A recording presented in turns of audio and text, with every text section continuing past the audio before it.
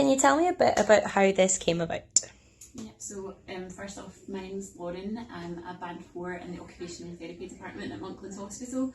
I was based in Ward 20 and cared for the elderly for approximately 4 years, and during that time, particularly towards the end of last year, there was a lot of discussion just about the increased number of falls that we were finding were occurring on the ward. There had been some conversation about that, but we were finding it really difficult to find patterns. We were approached by the quality improvement team about making some changes, working on the project in an attempt to reduce falls. We were really keen to get on board with it, so that is how this all came about initially. So what is the aim of the project? There was quite a lot of discussion about this, and we had several meetings just where we tried to establish what would be the best option for ourselves given the challenges in the environment, and we came to the conclusion that the best aim would be to focus on trying to reduce the number of falls to a maximum of 4 each month by July 2023. So that's where we started off initially, and that at the moment is still what we're aiming and hoping to achieve. So what did you do in the project and how did you do it?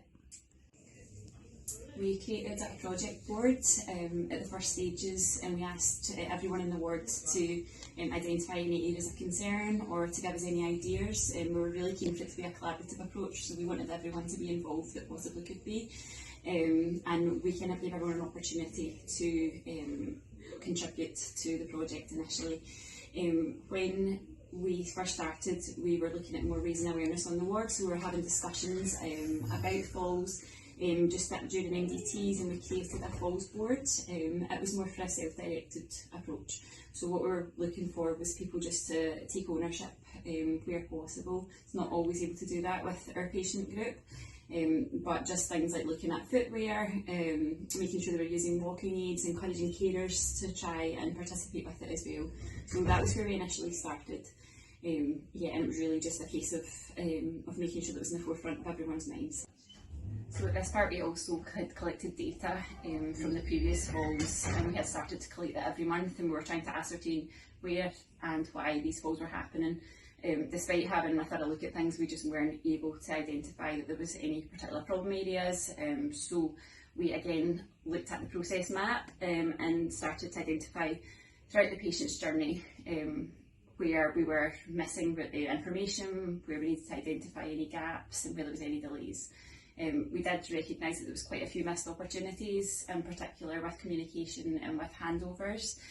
So when we say that, we mean things like previous falls histories, mobility, aids, mobility, baseline, and we weren't really getting a clear picture of that when people were initially arriving on the ward.